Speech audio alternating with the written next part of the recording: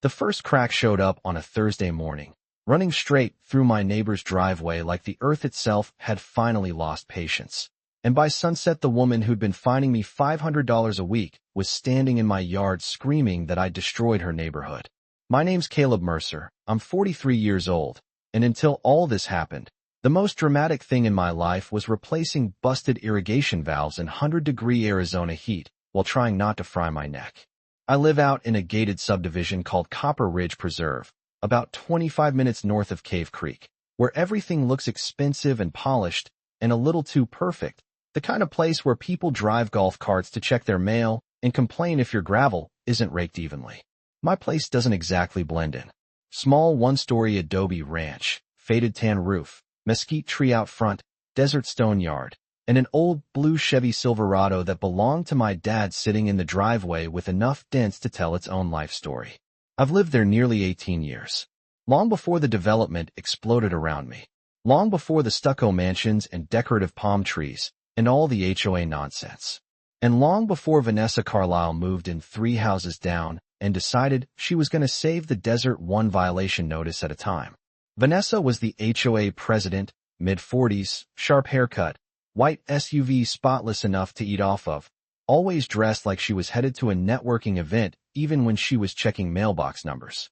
Her place looked like a luxury resort brochure, bright white walls, giant iron doors, synthetic turf greener than anything should ever be in Arizona, and a big stone water feature pouring sheets of water into a reflecting basin right by the entrance. Every time I passed that thing, I'd laugh to myself because apparently my well water was a crime, but her private waterfall was community beautification. Monday morning, I walked outside with my coffee and saw the envelope tucked under my windshield wiper. Laminated. Of course it was laminated. Violation notice. Excessive irrigation during county drought restrictions. Immediate fine, $500 per week until corrected. Signed by Vanessa herself. I stood there in the sun reading it twice, then looking over at her house. She was already outside, holding a clipboard like she'd been waiting. She smiled at me and called out, "Morning, Caleb. Just trying to keep things fair for everyone." Fair. That word landed wrong. I walked over and said, "My irrigation runs off my private well." She tucked a strand of hair behind one ear and gave me that look people use when they think they're explaining something obvious to a child. Water conservation applies to appearances too. People see sprinklers running and assume waste. It sends the wrong message. I looked at her fountain splashing behind her and almost laughed. That thing out front sends a pretty interesting message too. Her smile tightened. That's recycled municipal water. HOA approved. And mine's coming from a well my grandfather drilled before this subdivision even existed. She shrugged like none of that mattered. Then I suggest compliance. Then she turned and walked back inside like she'd just settled something. That afternoon, I went into the spare room I use as an office and opened an old steel filing cabinet my dad handed down to me. The drawer sticks unless you yank it hard. Inside were land surveys, utility permits, county tax records, and a brittle packet tied with string. Original deed paperwork from 1957. My grandfather bought that parcel when there wasn't much out there except scrub and sky and jackrabbits. Buried in the documents was exactly what I remembered my dad talking about when I was a kid, protected groundwater rights tied to the land itself. I sat there staring at the paperwork and remembered being 12 years old helping Dad grease the pump housing under a flashlight while he explained, "This well matters more than the truck, more than the roof, maybe more than the house. Desert doesn't forgive folks who forget where water comes from." He wasn't dramatic by nature, but he was right. Still, paperwork alone wasn't enough. So I called someone I trusted. Dr. Elaine Harper, hydrogeologist. Smartest person I know when it comes to desert water movement. We'd crossed paths years ago on a municipal irrigation job and stayed friends. By Wednesday morning, she was in my yard wearing boots, carrying equipment, sunglasses pushed on top of her head. She spent hours checking soil density, reviewing well output, drilling 3 monitoring points around the lot. By late afternoon, she stood beside the pump house looking way more serious than I expected. "Caleb," she said, "you know what this well's been doing all these years? Keeping my cactus alive?" She didn't smile. "Recharging the lower basin under most of this subdivision." I stared at her. "You serious?" "Very." She pulled up a tablet map and showed me contour lines and groundwater spread beneath the neighborhood. Your land sits on a natural recharge seam. Slow, consistent release from this well stabilizes clay expansion and contraction across a huge section of Copper Ridge. I looked at the map, then back at Vanessa's side of the street. How huge? Elaine exhaled. Enough that if you shut it down completely, you'd start seeing soil movement. How fast? She gave me a look. Faster than anyone around here wants. I remember standing there in silence, hearing wind scrape through the mesquite branches. Then I looked at the violation notice still sitting on the kitchen counter. $500 a week. For watering land I legally owned. Vanessa wasn't trying to conserve water. She was trying to make an example out of me because my place didn't fit her picture of the neighborhood she wanted. That hit deeper than the fine. I walked out to the pump shed just before dark. The metal handle was warm from the heat still trapped in it. I stood there longer than I probably needed to. Then I shut the system off. The hum disappeared instantly. And if you've lived in the desert long enough, you know silence feels different out there once water stops moving. Heavier somehow. The next morning my yard looked exactly the same, dry gravel and cactus and sun. Vanessa's lawn stayed bright green off-city irrigation. She drove past slowly on her way out and glanced over like she was checking whether I'd obeyed. I gave her a little wave. She didn't wave back. By day 3 Elaine called and said groundwater had already dropped enough to register movement. Soil contraction beginning. Minor settling. I asked if that was bad. She said, depends how much concrete your neighbors poured on top of unstable clay. That afternoon, I noticed hairline fractures near the Johnsons' driveway expansion joints. Tiny, barely visible. The kind of thing nobody worries about until they start widening. By Friday morning, those little hairline fractures weren't little anymore. The Johnsons were out front in bathrobes staring at a crack splitting across the edge of their driveway, while Mr. Jensen from across the street knelt beside his mailbox, trying to figure out why the post suddenly leaned 2 inches to the left. Arizona heat can do weird things to concrete. Sure, but this felt different. The kind of different people notice fast. Elaine called around noon and told me the monitoring wells had dropped again overnight. The basin's contracting faster than expected, she said. A lot of these homes were built with shallow slabs because developers assumed stable conditions. I looked down the block toward Vanessa's house. Her fountain was still running, water spilling down polished stone like a luxury hotel ad. And stable conditions were me, I muttered. Elaine didn't answer for a second. Then she said, pretty much. By day 5 the neighborhood group chat had turned into panic. Pictures everywhere. Cracked tile. Jammed windows. Patio doors refusing to slide. A retaining wall behind the Martinez's had split straight down the center. Every contractor in 3 zip codes suddenly had a wait list. Around 3 that afternoon, there was a knock on my front door. Vanessa. Clipboard in hand like always except this time, she didn't look composed. She looked irritated. Do you know anything about what's happening? She asked. I leaned against the doorway. Concrete cracking. Multiple homes are reporting damage. That's awful. Her jaw tightened. Don't play games with me, Caleb. I glanced past her toward her driveway, where a long crack had started near the curb. Looks like you've got one too. She folded her arms. Did you turn off your irrigation? Yep. And you asked for compliance. That landed harder than she expected. Her expression shifted fast from irritation to anger. If this is retaliation, Vanessa, I cut in. You fined me for using water from my own legal well because you didn't like how it looked. Because this community has standards. No, I said. This community has landscaping rules. The desert has standards. She stared at me like she wanted to say 10 things at once and couldn't decide which one would win. Then she spun around and marched off. By Saturday, Elaine came back with fresh readings and county maps. She spread them across my hood while the Silverado baked in the heat. The numbers weren't subtle anymore. Groundwater down. Clay shrinkage accelerating. Pressure redistribution moving straight under Copper Ridge.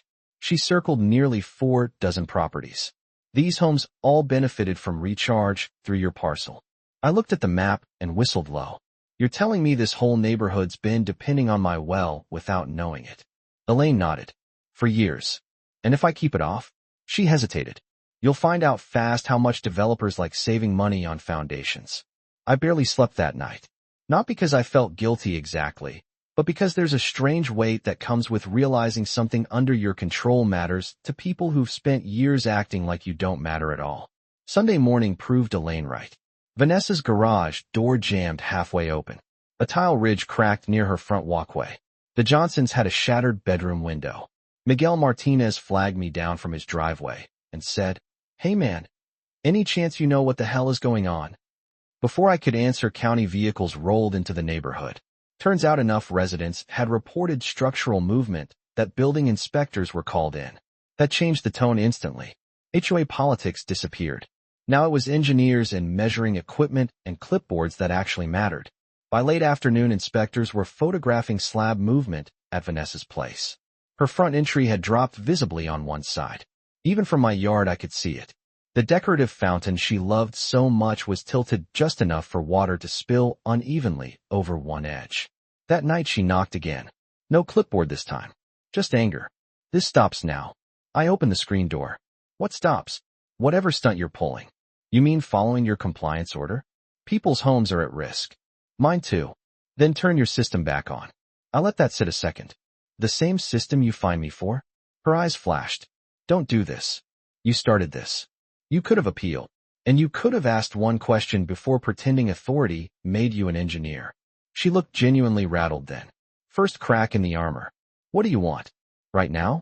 "Nothing." She left furious. Monday morning Elaine called and said county inspectors wanted her report. She handed them every reading. Soil displacement charts. Historical recharge estimates. Aquifer spread. By noon the whole neighborhood knew. Not rumors anymore. Facts. My well had been stabilizing a major section of Copper Ridge for over a decade. Without that recharge, movement accelerated. Some homeowners looked embarrassed. Others looked angry. A few came by personally. Mrs. Jensen apologized. Miguel brought iced tea and asked what the county might do next. Then around 4 o'clock a county structural engineer posted a bright red notice on Vanessa's front door. "Unsafe for occupancy pending review." I'll be honest, seeing that made even me stop breathing for a second. Vanessa came outside carrying the notice in one shaking hand and looked down at the paper like maybe it belonged to somebody else. Then she saw me standing near the curb. Walked straight over. Mascara smudged. Voice raw. "They're saying the slab failed." I nodded once. "Elaine warned me that could happen." "You knew?" "I knew shutting the well would change things." "My house." She looked back and swallowed hard. "They said demolition's possible if settlement continues." For the first time since she moved in, she didn't sound powerful. She sounded scared. Human. And honestly, that part wasn't satisfying. Just real. I walked back into my house and grabbed Elaine's printed report. Cost breakdowns. County notes. Repair projections. Then I set them on the patio table between us. Vanessa read every page while the late sun dropped across the neighborhood. No one talking. No fountain noise anymore. Just wind and distant traffic. When she finished, she whispered, "What happens if recharge starts again?" "Most houses stabilize." "Mine?" I didn't answer right away. Then said quietly, "Depends whether the slab's already gone too far." She shut her eyes. "There has to be something we can do." I looked at her for a long second, then walked back inside and pulled a folder from the kitchen drawer. Set it on the table. Aquifer management agreement. Long-term access rights. Maintenance schedule. Legal protection for the well. Monthly fees shared across the subdivision. HOA permanently barred from finding private groundwater use. Vanessa stared at the paperwork. Then at me. "You had this ready?" I hoped I wouldn't need it. Her voice dropped almost to a whisper. "Caleb, this feels like extortion." I met her eyes and said the only honest thing I had left. "No, this feels like the first time anybody here finally understands what this land's actually worth." By the morning Vanessa signed that agreement, the whole neighborhood had gone dead quiet in a way I'd never heard before. No leaf blowers. No pool guys. No golf carts humming past. Just heat rising off the pavement and people peeking through blinds like they were waiting for a verdict. Vanessa sat across from me at my kitchen table with county paperwork spread out between us. Her makeup faded from a rough couple nights. Hair tied back. None of that polished HOA president energy left. She looked tired in a real way. Like somebody who'd spent her whole life believing control could solve anything and had just learned the ground itself didn't care. The red condemnation tag on her front door had changed everything. Her house wasn't a warning anymore. It was proof. The agreement sat between us, simple and direct. Restoration of basin recharge operations under private groundwater management. A one-time payment up front, monthly maintenance after that, legal protection tied to each property deed so nobody could vote it away later. She read every page twice. The HOA treasurer, a retired banker named Phil Kramer, sat beside her sweating through his collar and avoiding eye contact with both of us.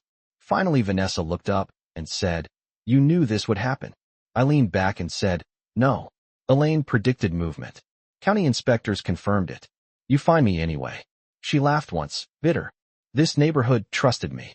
"Then maybe you should have asked questions before punishing the guy whose land was here before any of these streets existed." Phil muttered, "Vanessa," and slid the pen toward her. She stared at it like it weighed 50 pounds. Then she signed. Phil signed next. And just like that, months of pretending authority meant ownership disappeared with 2 signatures and a shaky breath. I walked outside that night just before sunset and flipped the well back on. The pump kicked alive with that low mechanical hum I'd grown up hearing, water moving underground where nobody could see it, doing exactly what it had always done. Elaine stood nearby with her tablet and gave me a nod. Pressure's returning. We watched the western sky turn orange while the system settled back into rhythm. There was something satisfying about it that had nothing to do with revenge.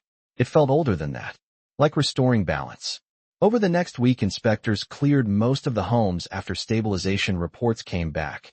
Small repairs here and there, patched masonry, adjusted doors, windows resealed. Expensive for sure, but manageable. Vanessa's place wasn't salvageable. Too much concentrated damage under the front support slab.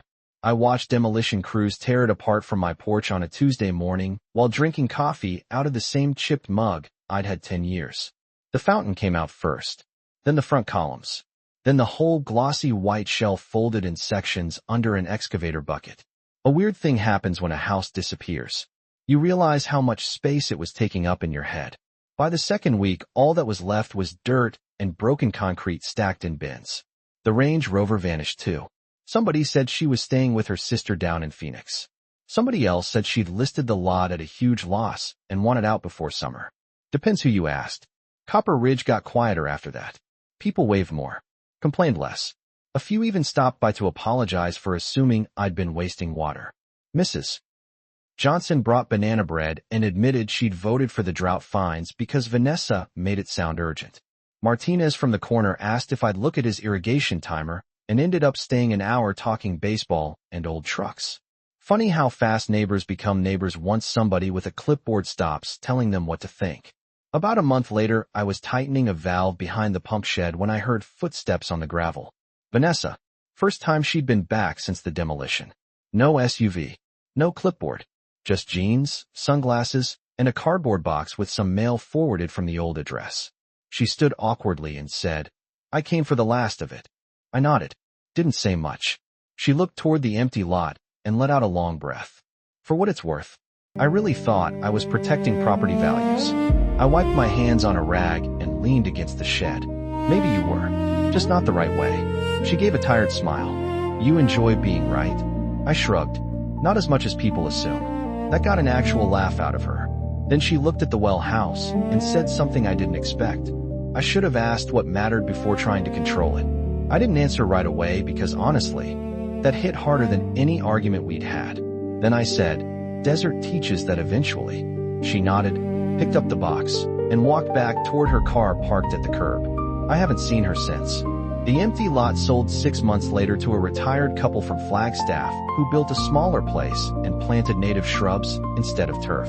They wave every morning. HOA still exists, technically, but they leave water decisions alone now. Real alone. My maintenance agreement pays like clockwork every month, and the well keeps humming under the Arizona heat exactly the way it did when my dad showed me how to grease the motor under a flashlight years ago. Sometimes I sit on the porch late in the evening and listen to it. Wind through cactus. Water underground. Gravel cooling after sunset. Quiet. Solid. Earned. And every now and then somebody new moving into Copper Ridge asks why there's an undeveloped patch in the neighborhood records from a demolished mansion nobody talks much about anymore. Depends on who answers. Some say foundation failure. Some blame bad engineering. Some say the desert reclaimed what didn't belong there. Me. I usually smile and keep it simple. I tell them out here you can argue with neighbors, argue with county inspectors, Argue with an HOA board if you really feel like ruining your afternoon. But if you start a fight with land and water without understanding either one, sooner or later the ground answers back. And I'm curious what you think. Was Vanessa trying to protect the neighborhood and just got blinded by power? Or did she deserve every bit of what happened after she pushed too far? Let me know in the comments. And if you've ever had an HOA story where somebody learned the hard way that control has limits, share it below, because trust me, I read every one.